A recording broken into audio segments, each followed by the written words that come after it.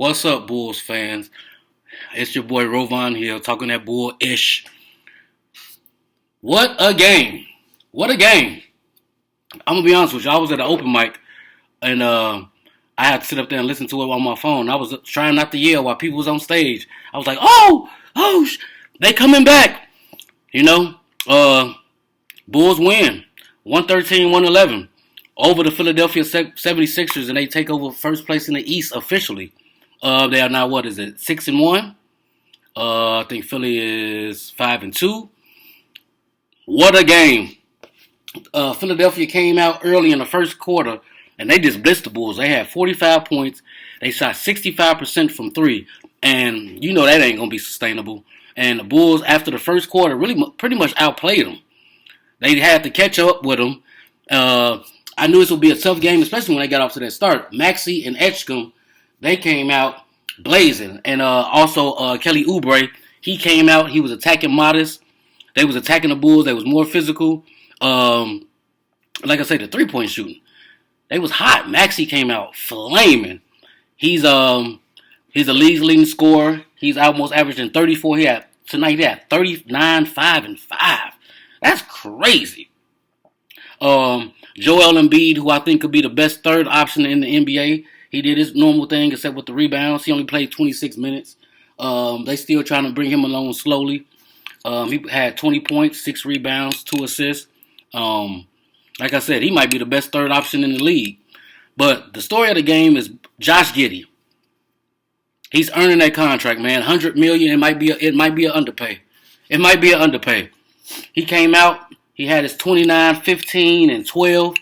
Man, triple-double, his second straight triple-double. He's outplaying the contract. The question now is Josh Giddey the Bulls star? Is he a superstar? He's already headed for the All-Star game. I think he should make it this year. He's averaging, before the night, he was averaging 22, 9, and 9 almost. Almost a triple-double. So that's only going to boost up tonight. He had 29, 15, and 12. Like I said, I don't want to be this guy. I don't want to be this guy, man. But I'm going to tell y'all right now, and I'm going to stick to it all year. I'm skeptical. I'm honest with you. I'm going to keep it a bang with y'all. I'm skeptical, man. I think that this is definitely sustainable for the regular season. The Bulls style, the way they played, the way they reeled Philadelphia back in, I think they just wore them out. That's why I think the positive was, for Philly, was they had Edgecombe and Maxey, 2 quick guards who, y'all want to get up and down and run like this, the YMCA? They played right into their hands. They were just hitting threes. Maxey was doing whatever he wanted to do pretty much. I feel this is my philosophy. If you average 25 points in the NBA, you pretty much unstoppable. Look at my collar just eating all my neck up. Don't worry about it. I ain't gonna lie. I ain't even put on my stuff. I'm ready to get in the bed. I've been out there. Went to the gym, aka the open mic. Put in a little work.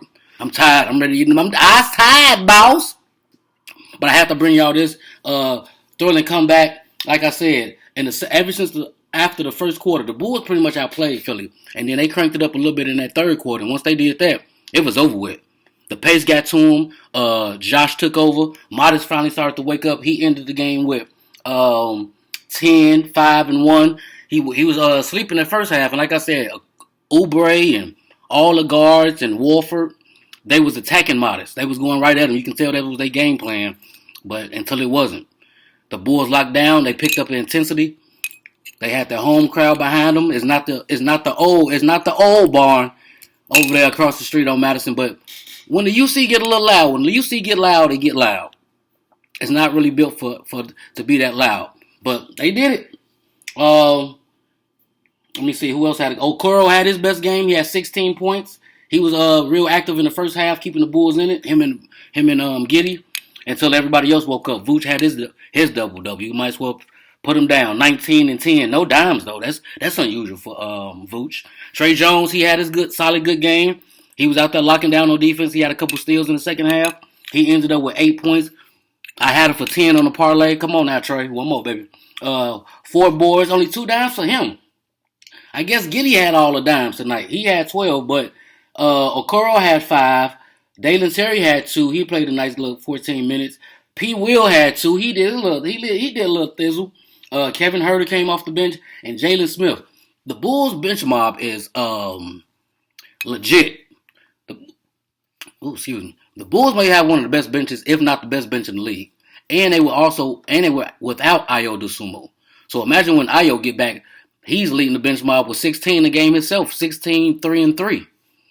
And he brings that defense, when they get out in the open court, Ayo is a big part of that and the energy part. So Bulls be able to win without Ayo. I thought he was the reason why they didn't have the energy against the Knicks. They came back tonight. They caught the Philly on the back-to-back. Philly's going to be tough all year. Them guards, and then when McCain get back in with, Grimes, that backcourt is crazy. That's like I said, Embiid might end up being the best third option in the NBA. But we ain't talking about that. This is a Bulls channel. Come here to talk your Bull-ish. Hey, like, comment, and subscribe, man. And, hey, hit me in the comment. Let me know what y'all want to hear about. It's Rovon Hill, man. The Bulls come back 25 down to Philly to take over first place in the East. It's your boy, Rovon Hill. Out.